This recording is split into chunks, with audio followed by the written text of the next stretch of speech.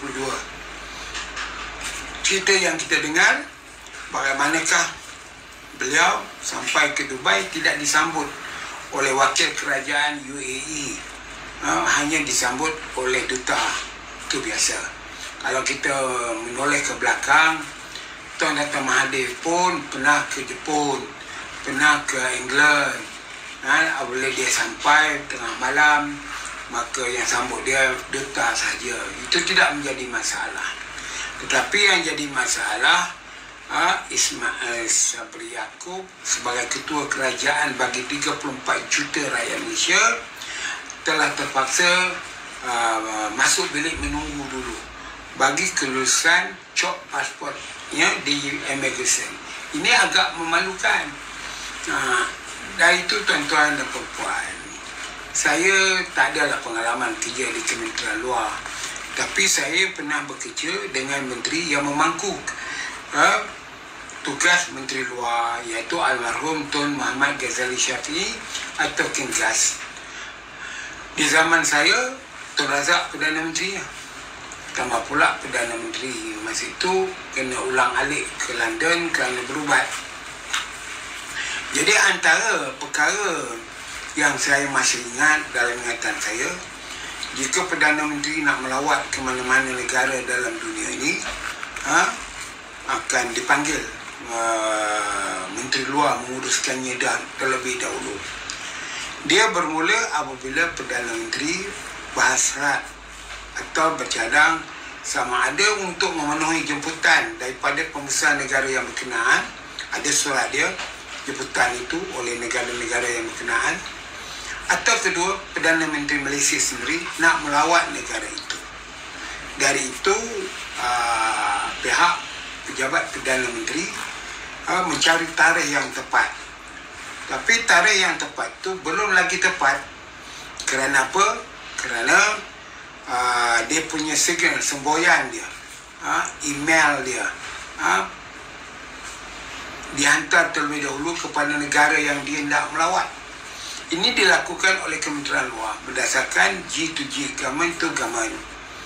Jadi Kementerian Luar akan mengaturkan jadual itu, memberitahu rakannya di Kementerian Luar negara yang berkenaan, ini Perdana Menteri saya nak melawat. Kementerian Luar di sana sama Kementerian Luar di Malaysia. Kalau seorang Perdana Menteri atau Ketua Kerajaan nak melawat Malaysia, tarikh yang dibagi semakan kita ialah pertama sekali bagi tujuan kunjungan rasmi kepada Perdana Menteri Malaysia. Kita kena tengok pula tarikh itu sesuai ke tidak. Perdana Menteri melawat kawasan ke, pada jam itu ada majlis rasmi beliau yang telah diatur 2 bulan dulu, 1 bulan dulu ke. Jadi kalau kita tengok ada kekosongan pada tarikh itu, tak ada masalah. Tetapi jika dalam minggu itu, tarikh itu dah dicari dah, 3 hari itu tak ada ruang untuk Perdana Menteri boleh terima kunjungan pembesar negara asing itu, maka Kementerian Luar Malaysia akan memaklumkan dia tak boleh 3 hari ini kerana kami tak dapat nak temukan tuan dengan Perdana Menteri Malaysia. Maka dialihkan tarikh yang dua-duanya win-win situation. Di Malaysia, Perdana Menterinya free dan dia di sana pun free. Tak ada apa-apa komitmen dalam negara dia. Begitulah lawatan Perdana Menteri ke United Arab Emirates atau ke Dubai ini. Kerana seorang ketua kerajaan pertama kalinya selepas dilantik Perdana Menteri melawat ke negara itu, maka kerajaan itu akan mengaturkan pertemuannya dengan Perdana Menteri atau pembesar atau raja negara itu.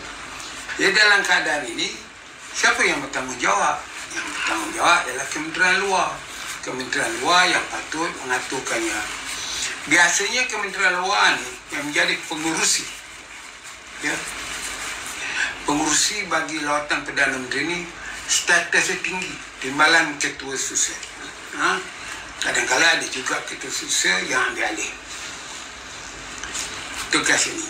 Apa yang saya nak katakan kepada tuan-tuan dan perempuan, jadi timbalan ketua susah ini akan memanggil jawatankuasa official untuk berbincang, berunding dan memutuskan.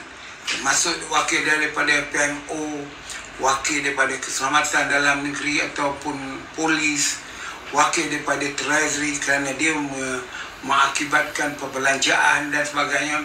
Dalalan agensi termasuk Kementerian Perdagangan nak ditanya berapa kru media yang nak dipanggil, yang mana kerajaan nak tanggung dan sebagainya.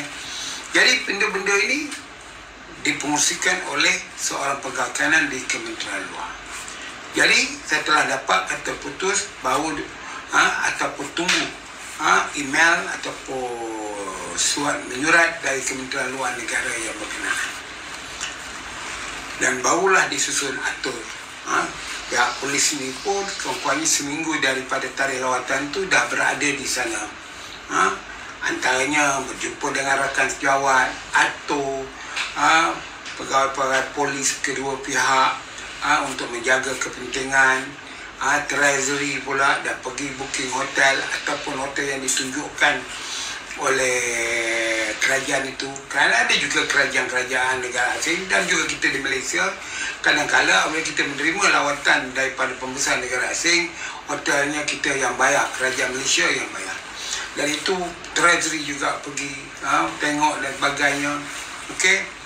Kemudian kadang-kadang kalau seorang Perdana Menteri yang mempunyai penyakit, kita pula kena melihat kesihatan Perdana Menteri, tim perubatan dia yang akan berada di negara tempat lawatan dia, rumitnya ada, tetapi boleh dilakukan dengan baik. Jadi awal berlaku isu di Dubai ni, di mana Perdana Menteri dah sampai dengan hasrat nak melawat Expo Dubai. Memang Expo Dubai ni hebat, dikunjungi oleh bukan saja oleh saudagar-saudagar besar, oleh para peniaga, businessman, tapi juga ketua-ketua kerajaan untuk menengok. Dan kita pula di Malaysia juga melibatkan diri dalam pameran tu. Kita ada booth atau tempat pameran untuk Malaysia.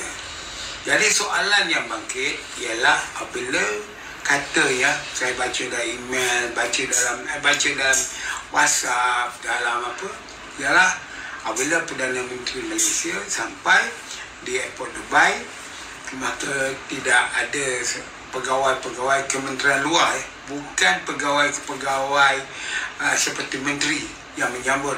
Yang menyambutnya ialah Kedutaan Malaysia, pegawai kedutaan di Emirates dan juga Konsul Jeneral Malaysia di Dubai.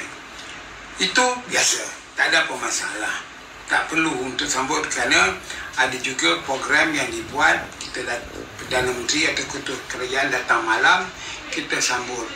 Besok baru menteri yang ditugaskan menjadi menteri pengiring tetamu negara itu akan berjumpa, dan barulah ada sambutan negara untuk Perdana Menteri atau ketua kerajaan itu. Isu tak disambut oleh sesiapa, oleh menteri, oleh orang kenamaan Emirates, itu bukan isu. Yang jadi isu ialah Perdana Menteri dah sampai, tidak keluar langsung daripada airport secara ekspres. Beliau kena tunggu pula dulu kerana peraturannya dia tidak melalui pintu VIP, melalui pintu biasa ataupun melalui pintu yang ada lorong diplomat. Dari itu terpaksalah Perdana Menteri Malaysia menunggu dalam bilik VIP untuk pelepasan. Dah keluar pula daripada airport itu, kabar ini pula tak ada kereta peronda nak mengirimkan untuk mengatasi traffic jam ataupun lampu stop logo ni.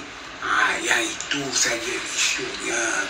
Tak ada apa berat pun. Saya rasa Datuk Seri Ismail Sabri Yaakob pun orang yang profil rendah, tak kisah sangat hal itu. Tetapi isunya kerajaan United Emirates merasa tersinggung. Kenapa Datuk Seri Ismail Sabri Yaakob dijelayan sebegitu rupa, seolah-olah United Arab Emirates dan Malaysia ini tidak mempunyai hubungan yang rapat. Kalau kita mengimbau masa lalu Tun Razak hubungannya dengan UAE ini terlalu rapat. Apabila syarikat penerbangan Malaysia hendak terus ke London, perjalanan ke London, Tun Razak lah yang menamakan Dubai sebagai transit kedua selepas London untuk singgah isi penumpang atau isi minyak ke atau menurun penumpang dan bawa ke Kuala Lumpur. Masa itu belum ada lagi Abu Dhabi, belum ada lagi negara lain, hanya Dubai. Jadi saya percaya kerajaan United Emirates appreciate this. Dia cukup respect keputusan almarhum Tun Razak dulu, hampir kepada 45 tahun dulu, yang menjadikan Dubai sebagai tempat persinggahan penerbangan mas ke London pergi dan balik. Jadi tuan-tuan dan perempuan, sekarang ni kisahnya tak berakhir di situ. Sebaliknya, keduanya, Konsul Jeneral di Dubai dan Duta Malaysia ke United Arab Emirates dipanggil ke Wisma Putra. Saya dimaklumkan dia tak masuk pool pun. Dia tidak dikostorishkan. Mengikut sumber rasmi saya, dia urusan Kementerian Luar. Kementerian Luar memanggil kedua orang ini. Kemungkinan untuk nak dengar atau membuat penyiasatan dalaman. Yang jadi miang keladi menyebabkan dua orang ini dipanggil dan benda ini menjadi besar ialah timbalan Ketua Setiausaha Kementerian Luar Negeri yang menjaga hubungan dua hala. Dia ada banyak TKSU. Satu TKSU tu dia punya tanggungjawab kendalikan lawatan Perdana Menteri, kerana ini adalah hubungan dua hala. TKSU ni namanya Amran. Saya dikabarkan begitulah. Dia ni lah jenis yang agak angkuh. Dia lah pegawai kanan kerajaan, sombong, tak mau dengar cakap pegawai. Jadi KSU dia adik kepada Datuk Seri Anand Yaakob.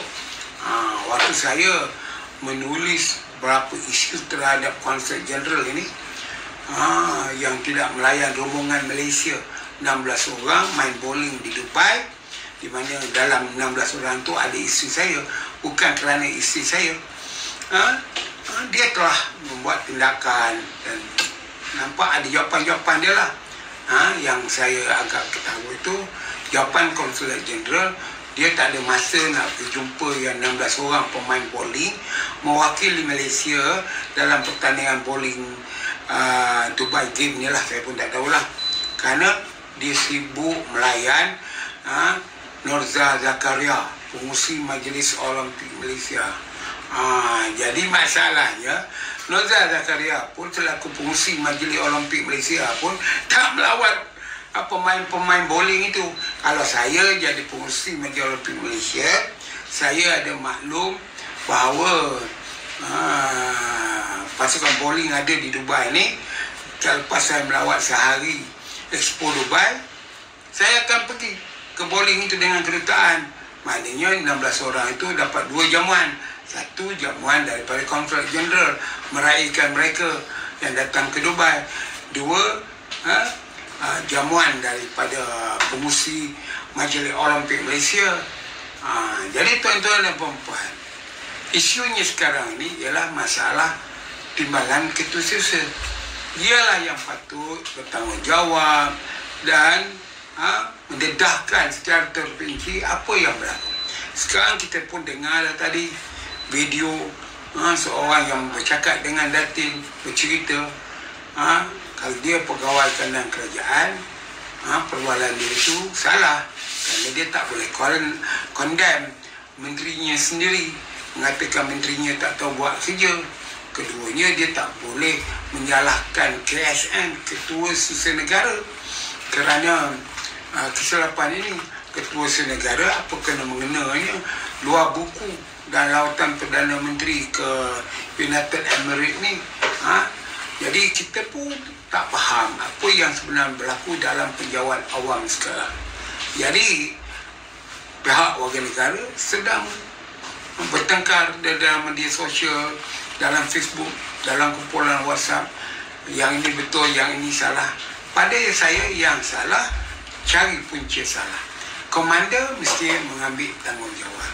Komandernya ialah Timbalan Ketua Susun Kementerian Luar Negeri, bukan menteri.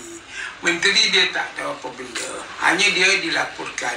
Soalnya ada atau tidak Timbalan Ketua Susun ini memberi taklimat kepada menteri. Seperti juga zaman saya kerja dulu, bila almarhum Tun Razak nak pergi ke luar negeri, kebetulan Tan Sri Ghazali mangku tugas Menteri Luar Negeri, dia mendapat taklimat apa yang benar.